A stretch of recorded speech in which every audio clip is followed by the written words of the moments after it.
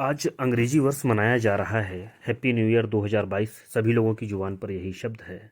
पर क्या हमें जानकारी है कि अंग्रेजी नव वर्ष क्यों मनाया जाता है? ये सही भी है, इसकी कालगणना सही भी है या नहीं है? नहीं, हमें नहीं मालूम। बस देखा देखी चलता चला आ रहा है। ठीक है, पूरे विश्व ने इस कैलेंडर को अपना लिया, अच्छी बात है।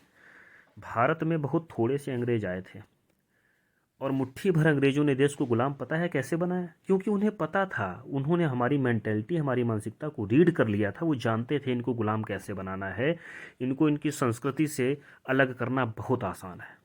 और अंग्रेजों ने अपनी संस्कृतियां हमारे ऊपर थोप दी और हम सीधे साधे सहिष्णु लोग उन्हें अपनाते चले गए। परिणाम ये हुआ, हमें हमारी संस्कृतियां ही खराब लगने लगी। हमारे हमारे रिलीजियस रिचुअल्स, हमें हमारे हमारे धार्मिक क्रियाकलाप खराब लगने लगे। और हम धीरे धीरे अंग्रेज़ों के शासनकाल के बाद भी, अंग्रेज़ों के जाने के बाद भी हम मानसिकता के गुलाम हो गए और आज हम सेकुलर प्राणी बन बैठे हैं।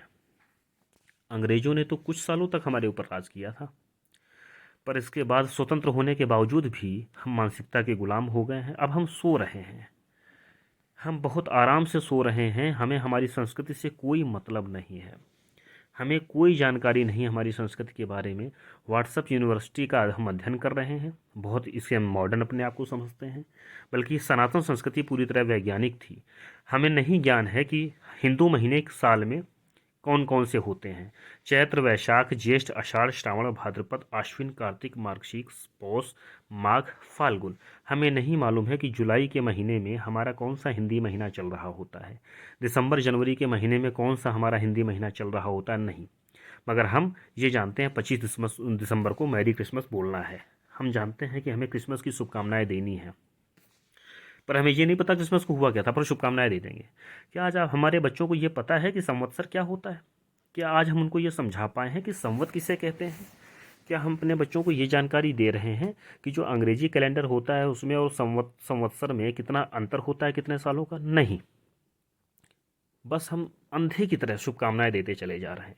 शुभकामनाओं से समस्या नहीं, पर समस्या इस बात की है कि जब रामनवमी होती है, श्री राम प्रभु का जन्म जिस दिन मनाया जाता है, जन्मोत्सव, उस दिन क्या हमें इस बात की जानकारी है कि रात में जन्म हुआ था या दिन में?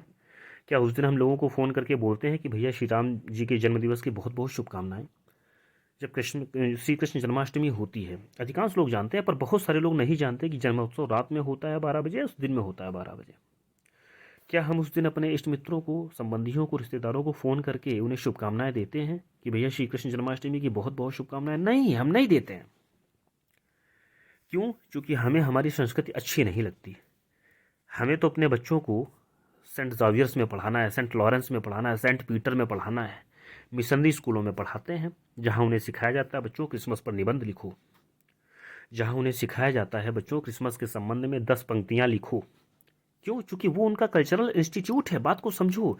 जैसे हमारे यहाँ आश्रम होते थे, मुसलमानों में मदरसा होता है, इसी तरीके से ईसाइयों के मिशनरी स्कूल्स हैं जो उन्हें कन्वर्जन की तरफ ले जा रहे हैं, उनके अंदर से धर्म खत्म कर रहे हैं। हमें नहीं पता, हमें पता ये राधा जी हैं, ये कृष्ण जी हैं, पर इन्हें विग्रह बोलते हैं, हमें नहीं पता। इन्हें शिव विग्रह बोलते हैं, हमें नहीं पता। हमें पता ये मूर्तियाँ हैं, बुत हैं। हनुमान जी की हनुमान जयंती कब मनाते हैं, हमें नहीं पता। समस्या इस बात से नहीं कि हम शुभकामनाएं क्यों दे रहे हैं, पर समस्या इस बात से है कि हम रट्टू तोता बने क्यों चले आ रहे हैं। आज हम अपने बच्चों के नाम वैदेही, गायत्री, पार्वती नहीं रखते। आज हमारे बच्चों को हम नहीं सिखाते कि तुलसी पूजा क्यों करनी चाहिए। क्यों? वैदेही, गायत्री, पार्वती सब पिछड़े नाम है, तुलसी पूजा सब पिछड़ा काम है। क्यों? हम मानसिकता में इन बातों को बिठा चुके हैं। अब समय आ चुका है कि हमें अपने बच्चों में संस्कार डालने पड़ेंगे। बच्चों को हमें अपने अध्यात्म की, अपने धर्म की जानकारी देनी पड़ेगी। मैं हमेशा ये बात कहता आया हूँ कि सनातन संस्कृति कंप्लीटली वैज्ञानिक है। आप शास्त्र पुराणों को उठाकर देखें, एक एक सेकंड की पूरी जानकारी दी गई है। काल काल की गणना यदि देखनी है तो आप इस फोटो में देख सकते हैं जो मैंने आपके सामने रखी है। यहाँ आप देख सकते हैं परमाणु से लेकर के क्षण, काष्ठा, लघु, नायिका, मुहूर्त, दिन, सब कुछ दिया गया है इसमें। तो हमारी सनातन संस्कृति पर हमें फिर से फोकस करना पड़ेगा, फिर से लौटना पड़ेगा। बहुत